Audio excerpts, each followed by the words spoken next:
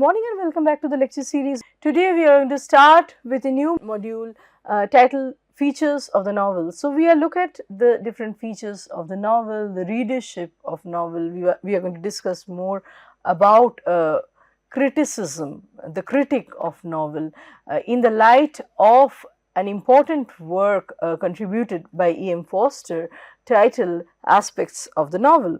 So at the outset of this work, Aspects of the Novel by E.M. Forster, Forster tries to understand what comprises English literature. Is English literature only the corpus of work that is written in English? Should English literature limit itself to works that are originally created in the English language, or should it translate? Should it transcend the bounds of language and also embrace masterpiece works that have been produced in other languages as well? Here he is focusing mainly on European languages, but this could be extended especially in post-colonial situation to actually emphasize the question that Forster is raising here and ask why shouldn't Indian literature, why shouldn't Afro-American or African literature, Caribbean literature be also part of English literature? This is an argument that English literature, the English as a discipline, a field of study, what comprises English literature, has had to face, and this is the beginning of a very important dialogue or a very valid question that Forster raises here, which later on makes the studies in English more inclusive, broader, which also looks into the English works coming from the post-colonial countries. Here he is talking about works written in Russian and French or German.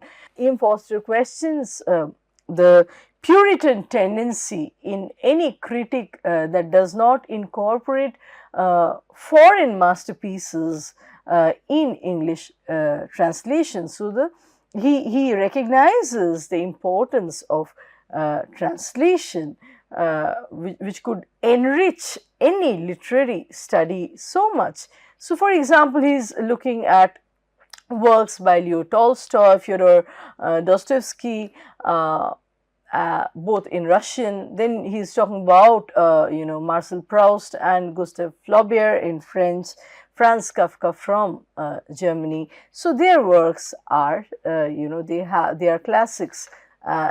Why shouldn't the translated versions be understood and treated with the same status as English works within the purview of English literature?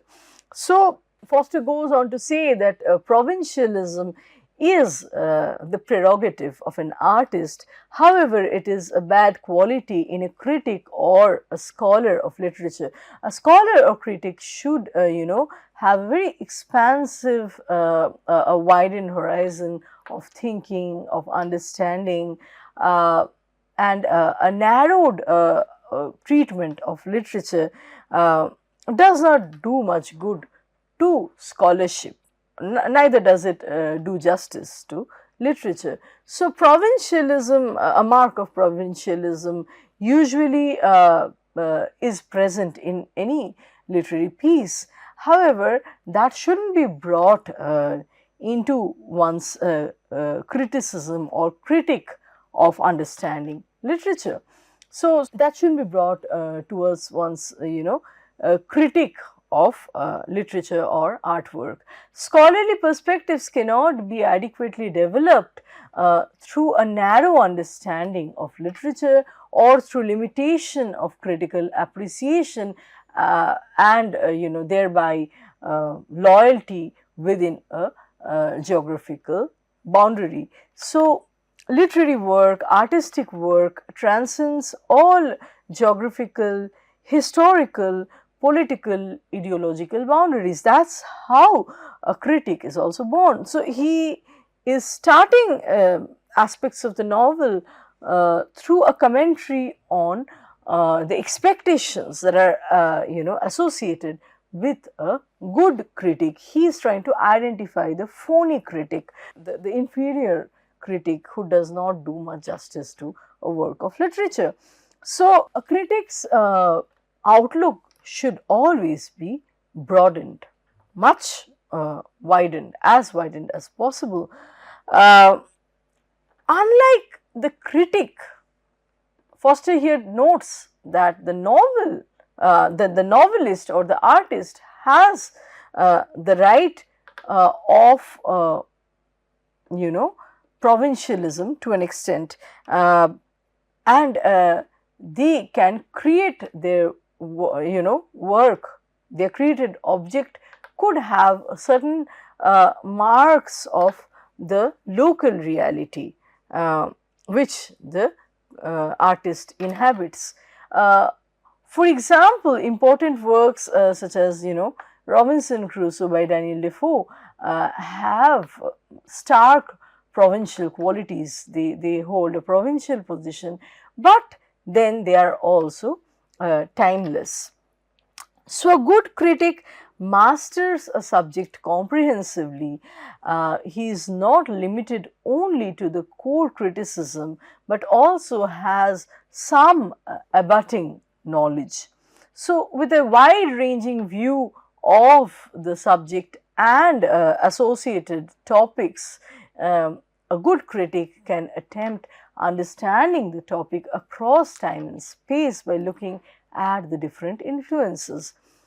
So, a literature might, or an artwork might emerge from a very narrowed down position posited by the writer or the artist, but a treatment or study or examination of the artwork entails cognizance of and awareness of the context from which the work has churned out. So, we don't as a critic we cannot, as a scholar we cannot really block ourselves only to a historical period or a geographical area. We have to understand the abetting influences, all kinds of adaptations, receptions, the literary transactions that were going on, all the possible factors that might have gone into writing a masterpiece, a piece of artwork. So, here Forster is talking about what constitutes phony criticism. Phony criticism is characterized by the quick desire, a kind of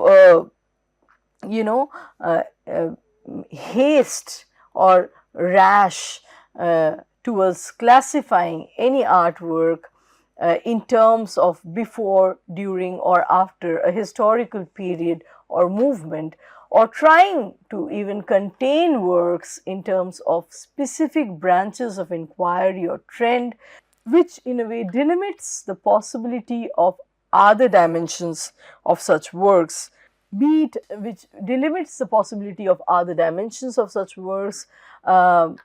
So, when we try to categorize a text or freeze its possibilities only in terms of a historical period, we are not doubting about its other prospects. So, when we call, let us say, a poet or a writer as a Renaissance writer, a romantic poet, are there also abetting influences? Are there also influences that are not as dominant, but which have all the same gone into the making of the artwork?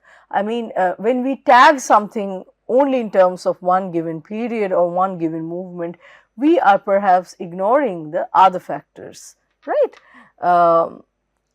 And it in a way limits the possibility of the author, the possibility of cross-cultural influences, let's say, that the author might be facing, or maybe the fact that the author was not influenced by external history at all. This is also something that Forster explores. So when we tag and freeze a work in terms of a particular trend or a historical movement, it involves such a treatment or such a criticism or critic involves making definitive and close-ended references, and the comparisons between authors and artworks is thereby very limited, very narrowed down. So bad critics quickly refer to books without tediously reading them end to end. That is also a sign of being a phony critic, where one wants to arrive at a conclusion without really penetrating the work as much as one should, without reading it properly. A novel is not necessarily always a product or guided by the history. So it could be influenced by external social determinants such as political movements, social movements, yet also generate from within. So the expansive world of human psyche cannot be ignored. There are very many great works that have got nothing to do with their contemporary society. They are in fact, choosing an aloof position with respect to the social goings on. They have their own internal dynamics. One is reminded of Madame Bovary. One need not go farther than Madame Bovary to understand how a work can build through its own logic without any temporal marker whatsoever throughout the work.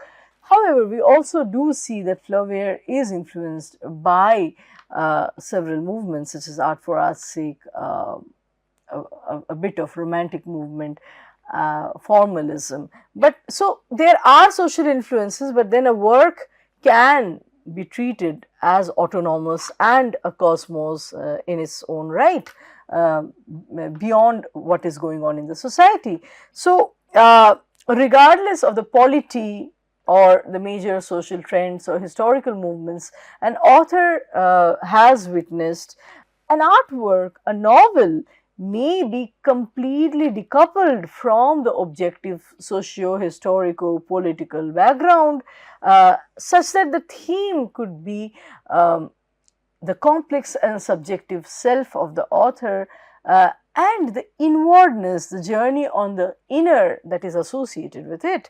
So art may intersperse with history. Many a times it does. It's a commentary on the history. It's influenced and inspired by contemporary or older historical episodes or happenings.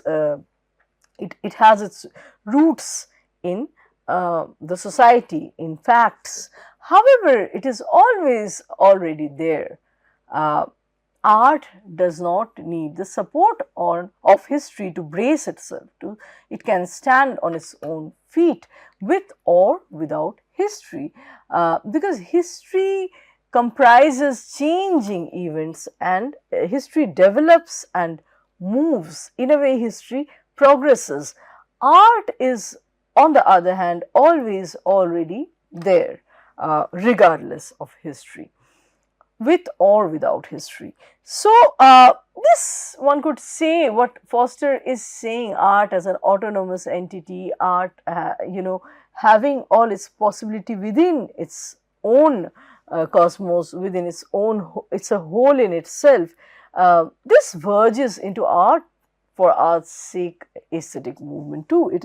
It could be seen as corroborating the l'art pour l'art or art for art's sake movement, a concept that art does not need any clarification or justification from history or society or politics, that it does not need to serve any non-literary purpose, and that the beauty of the art itself is complete in itself.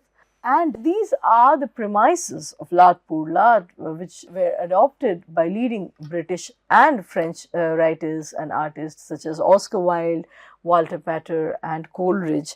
So these artists pioneered a rebellious movement against Victorian moralism, the middle class mediocre values that characterized the Victorian age, which these artists actually decried, which these artists went on to question, thereby embracing beauty as the chief pursuit of both art and life. So, coming back to aspects of the novel, Ian Forster notes that the historical perspective is an important tool in deciphering the minds of the writers, and it also shapes the characters that draw on different schools. So, the different movements, the various social happenings cannot be ignored altogether.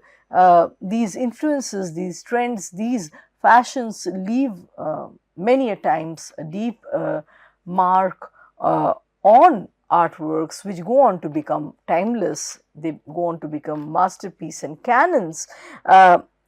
These external factors, because the society is flowing, it's not stagnant, these external factors keep changing themselves across generations. Although it is not a healthy academic approach to tag authors with periods all at once,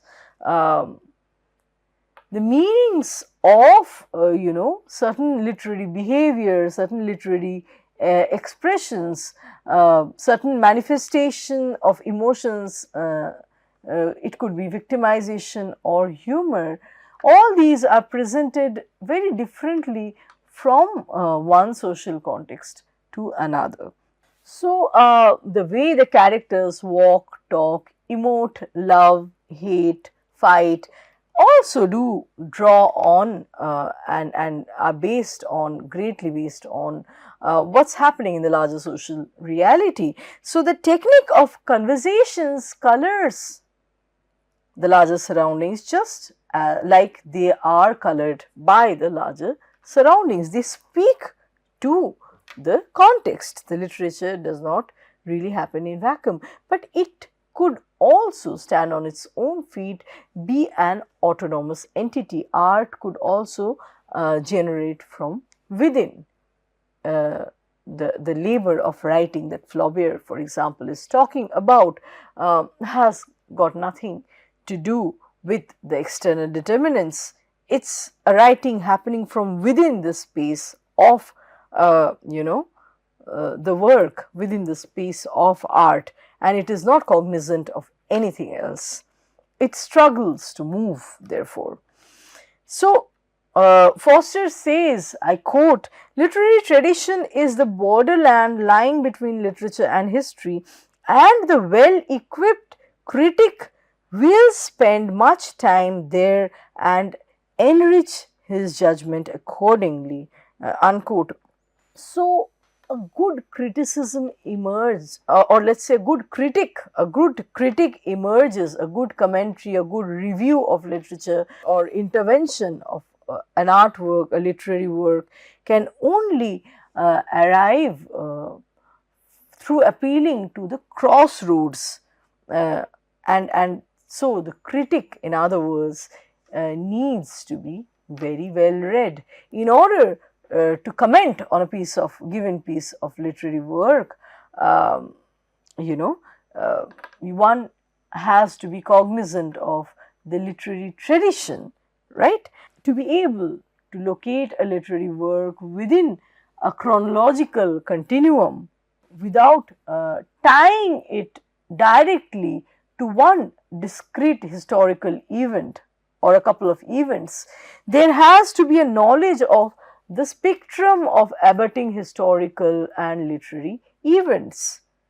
So, maybe during the Romantic period, someone is writing and he is at once the Romantic poet, but might be, like I already said earlier, there are some other influences too which are comparatively dormant, but they are present in the writing all the same. So, according to T.S. Eliot, a good critic is functional in preserving a tradition and sees literature holistically through its rich exchanges with the bordering forces. This is precisely what new criticism, the school of new criticism also talks. The fact that we don't have to look into the biographies of authors.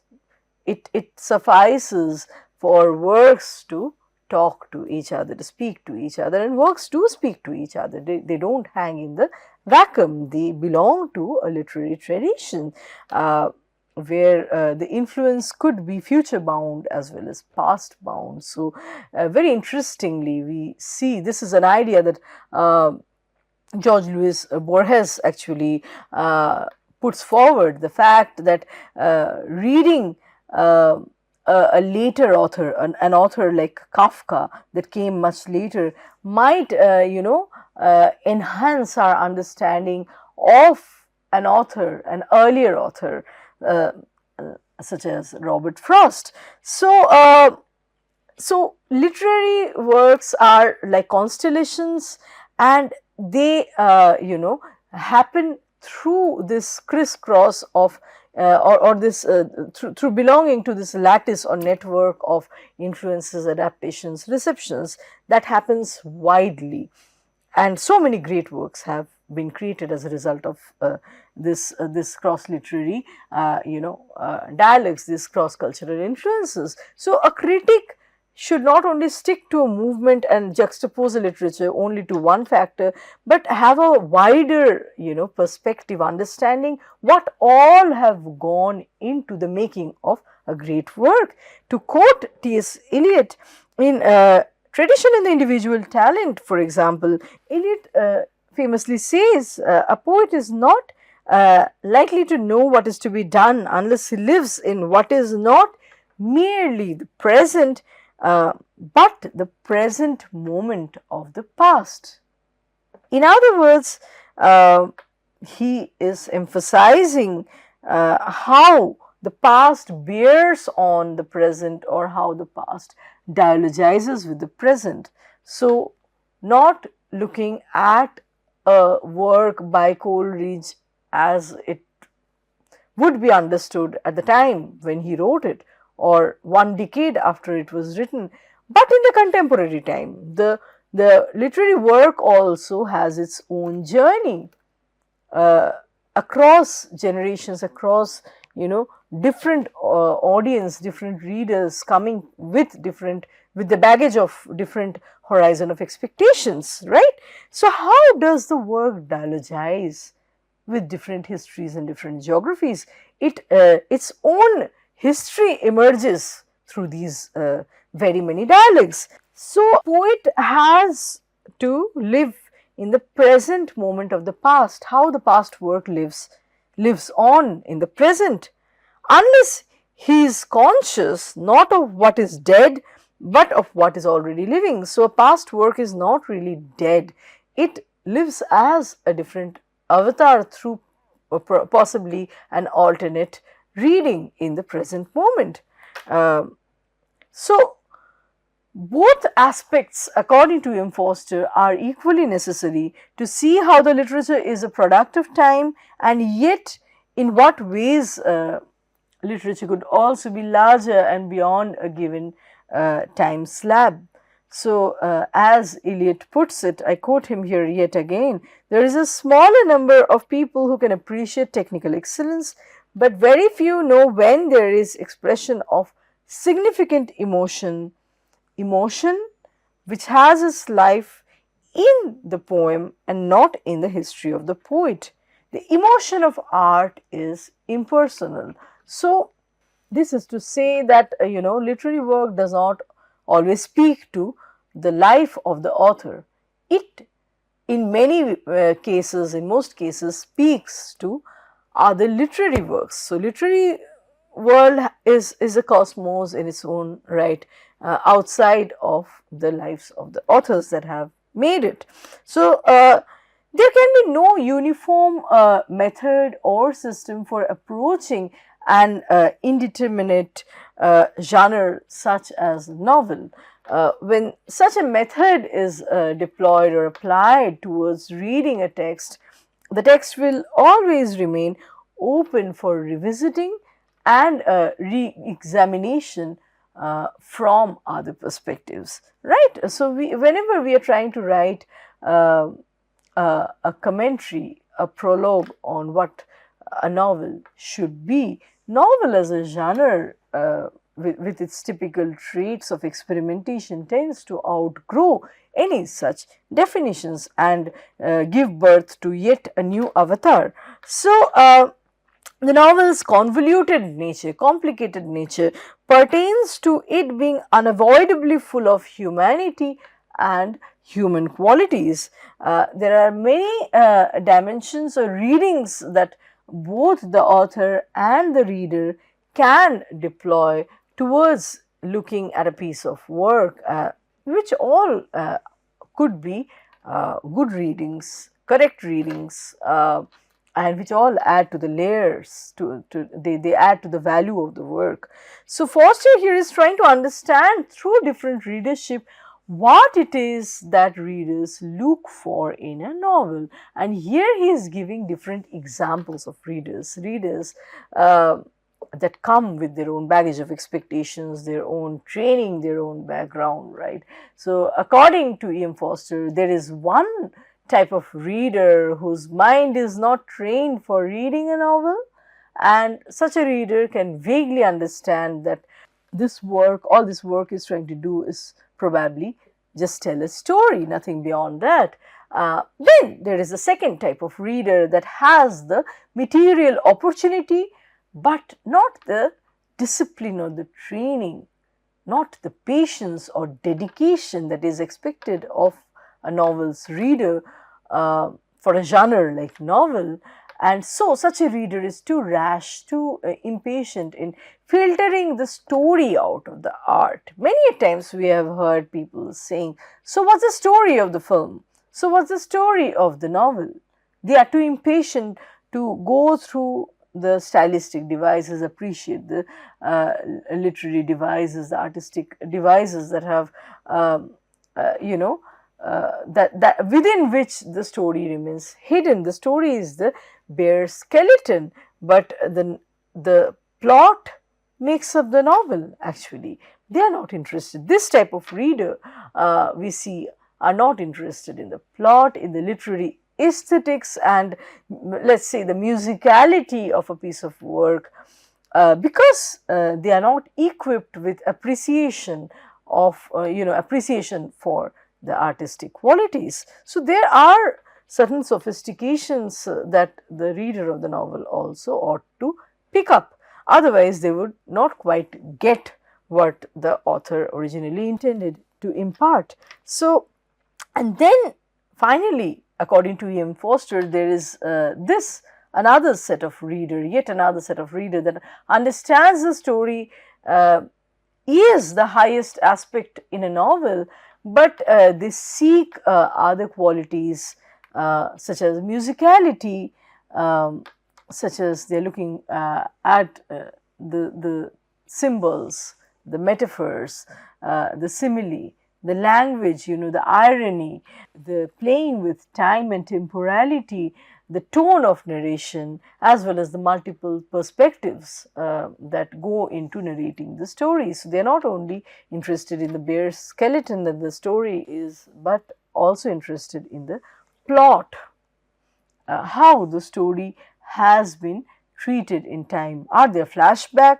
Are we moving back and forth in time? Is it a simple chronological progression? So, such a reader is able to discern all these factors. According to E.M. Forster, the story has arbitrary beginning and end and forms the backbone of the novel. Like I said, it's the bare skeleton. The art of storytelling itself is very ancient. However, when separated from other literary aesthetics of the narrative, a genre such as the novel cannot stand only on the edifice of the story. Novel entails far more experimentation that a linear, plainly told story could give. Novel looks for, literary tools and devices, that which makes it a modern genre, a modern literary form. So, how the story is woven into the narrative determines how modern the work is. If the story is simplistically told without playing much with time and temporality, it might not be as modern, because much experimentation has not gone into it. Narratives of each period caters to the needs or refers to the existence of the contemporary humanity. For instance, in its early form, stories catered to the demands of suspense and excitement, something that is very visceral. So, humans till they arrive at modernity, till they become modern enough, uh, derive some form of visceral pleasure, we could say, some kind of pathological joy out of storytelling and story reading, listening to story. The factor of excitement and suspense, something that rivets you at once, is very much there in the primitive reader. This is someone that E.M. Forster would call as a primitive reader. So, a simple lifestyle that is not infested by urbanity and social complexity is reflected in such forms of storytelling which barely and directly appeals to the adrenaline, to excitement, right? So, the novel and the novelist's success perhaps depends on how long they can sustain the simpleton reader's interest. For example, a reader that has no keenness, no inclination for finer, complex problems that challenge their mental faculties, their intellectual faculties. Here, Forster is giving the example of Sherazade in the 1001 Arabian Nights or Persian Nights, where Sherazade, we know, is procrastinating her fate through using the tool of suspense while telling stories to her husband, the king. Now, the king is an inferior reader or listener. He is unsophisticated, a primitive reader or audience, according to E.M. Forster. And so the storyteller needs to use, the tool of excitement, the tool of suspense, and he is, constantly wanting to know what next, not interested in the art that goes into the making. And there could be many ways of reading 1001 Nights. We could also see some great postmodern qualities in, we could treat it as one of the first postmodern artwork where, meaning is constantly deferred and language is playing as a way of deferring death. So, in a very Kristevan sense, I am reminded of Julia Kristeva, who says that language is a fetish, it's slippery, it's always slipping in terms of any final meaning, it's slipping away, not giving away the final meaning, because the final meaning in the end is death. We are reminded of that in Shehrazade's, story within story structure. But then we also have a not well trained reader for the king, who wants only the suspense, and so E.M. Forster would say that for an unsophisticated audience, there has to be the aid of exquisite descriptions. They need props because they are not very imaginative people. As such, they need vivid delineation of characters and creative plot in order to rein on their untrained minds. So, in fact, wanting to know what happens next is it's the most natural and the most universal and primeval curiosity, the child's curiosity almost. But only some readers can appreciate the style of narration or or they can make literary judgments, thereby participating in the artistic creation, thereby engaging with or responding to the finer ambitions, to the higher or the more refined ambitions that have gone into the making of the artwork. Without the literary devices, the story simply traveling or moving through time would be dull. In real life, the time sense does not unravel chronologically when looking at the past and the future. Time is rather intervened by values. So, for instance, in hindsight, past may not be recalled as a uniform and orderly sequence of time and events. We do not recall everything equally. Our memory does not register everything equally about the past.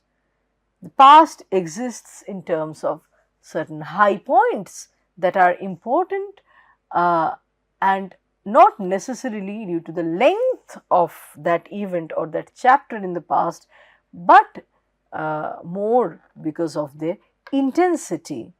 How long has a mundane event been? Maybe too long, but shall we remember it for many years down the line? Probably not.